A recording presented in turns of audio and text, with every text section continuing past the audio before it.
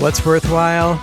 Considering what we consume, believe, say, and do towards peace of mind, vitality of body, and joy of spirit. I'm Ramsey Zimmerman. Here's some more healthy living, motivation, and discussion.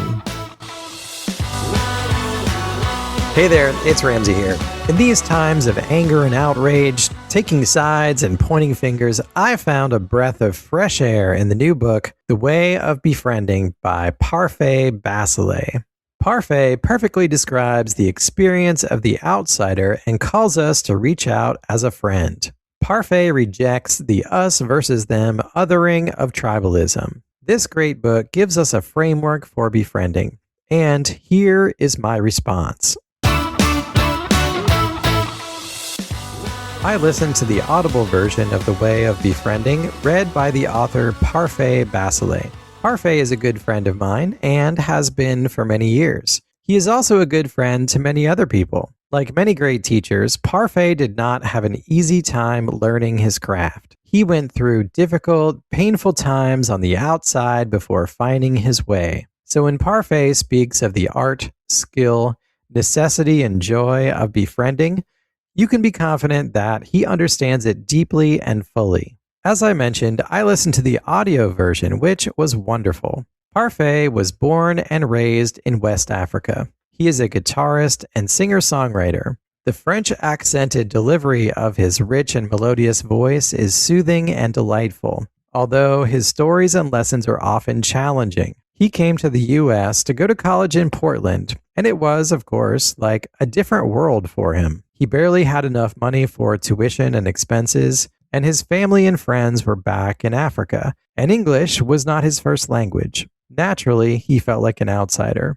But over the years and decades, Parfait worked within the justice, diversity, equity, inclusion, and belonging space, especially within colleges. Eventually, he himself became a bridge builder. I'll never forget the first time I met Parfait. He and his family came and visited our church. He was invited on stage at one point, and one of his two young boys basically followed him up there before his mom could grab him. It was adorable, but I thought he might have been embarrassed at the time. Afterwards, I introduced myself and tried to make him feel welcome by suggesting that was just the kind of thing that my son would have done. Parfait went on to become kind of a rock star at our church, and to my son in particular now that I think about it, because shortly after that first meeting, Parfait played some guitar for my son's class as a school event. Well, enough of that side trail. The point is that Parfait has been on every part of that spectrum, from outsider to center stage. In The Way of Befriending, Parfait lays out a perfect model of the players in a business or social setting. I won't spoil for you the personal story of how he discovered it. You'll need to read about that yourself in the book. Here are the players: the gatekeeper, the well-adjusted, the outsider, and the friend. In social or especially business settings, someone sets the rules, controls the door or the lights or the sound.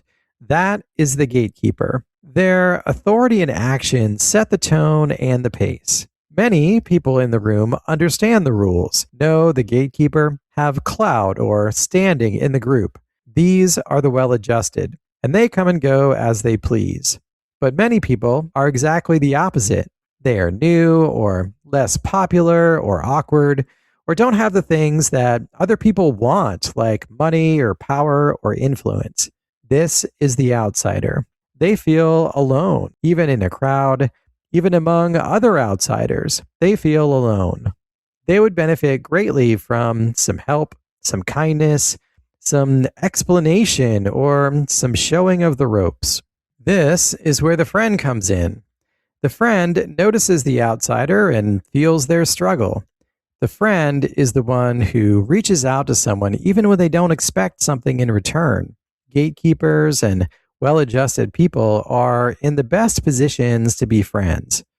But I think fellow outsiders can also be good friends, even if they don't have a lot to offer.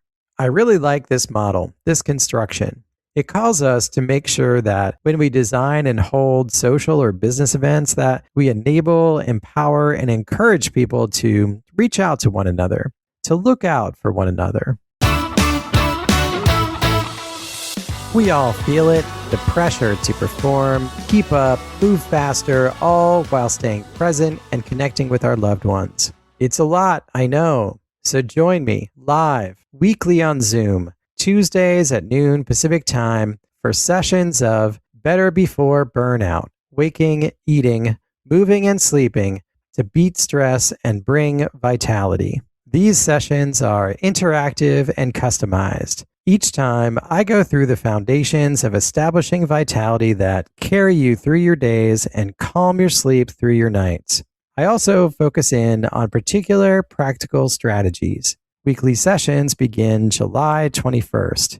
Learn more and register online by visiting whatsworthwhile.net/betterbeforeburnout. Parfait's book also addresses tribes and tribalism a lot. I think that is a topic we need to talk more about these days. The social media algorithms have got us all stuck in our tribes by design. You know, humanity has been tribal for thousands of years. Tribes provide safety, belonging, purpose, shared experience, and it is empirically shown how much a common enemy unites groups of people. But what about when those common enemies are misunderstood, overblown, or downright imagined? And what are the consequences of tribes pointing directly at other tribes and painting them as enemies? In that way of thinking, others are not to be trusted, not to be spoken with, let alone befriended. Parfait rejects that, and I agree with him.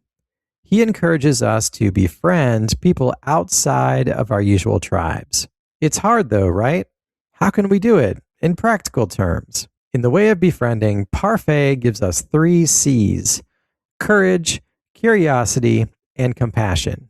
Yes, it's often scary to reach out to people, especially if we don't know them well, so we need courage. Courage is taking action despite fear, anxiety, or trepidation. Do what though? Start with being curious. Notice something. Ask questions about it. Make observations.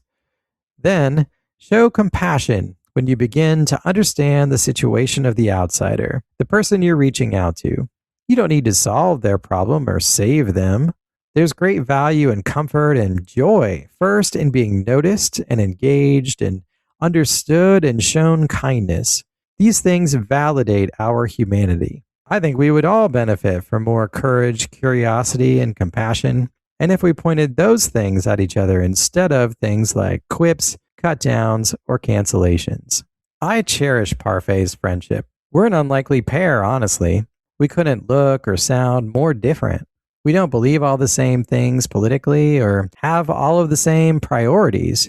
But that first day we met, I chose to reach out to him. And he reached back to me tenfold over the coming years. He's taught me so much.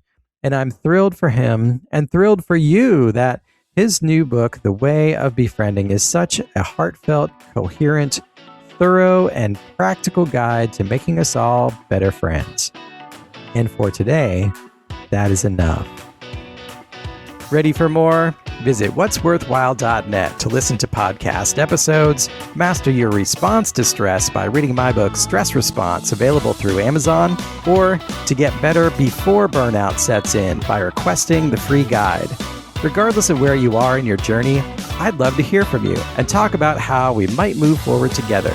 Please contact me, Ramsey Zimmerman, through the website or on social media like Instagram, Facebook, LinkedIn, or X. Thanks.